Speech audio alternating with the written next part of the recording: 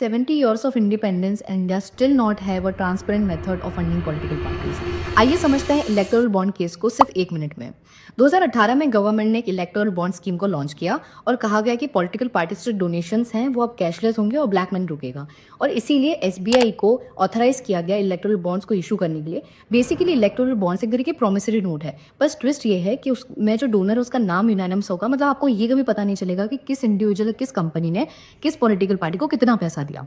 लेकिन लॉ के अकॉर्डिंग तो सिटीजन्स के पास राइट है ये जानने का कि उनकी पॉलिटिकल पार्टी को फंडिंग कहाँ से आ रही है।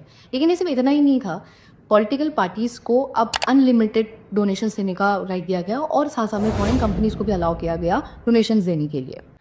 2019 में election commission of India has filed an affidavit opposing the electoral bond scheme, कहते हुए कि we keep the foreign fundings in dark.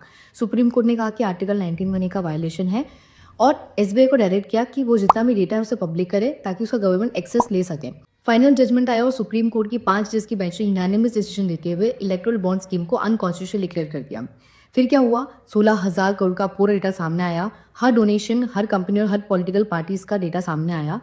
अब मैसेज सिंपल था कि डेमोक्रेसी में ट्रांसपेरेंसी होना चाहिए, यूनानिमिटी नहीं। पर अब सवाल ये है कि अगर इलेक्टोरल बॉन्ड स्कीम गलत थी तो सही तरीका क्या होना चाहिए पॉलिटिकल फंडिंग का। इसमें आपका क्या ओपिनियन है ये कमेंट्स में ज़रूर बताएं और ऐसी और जानकारी के लिए फॉलो करें।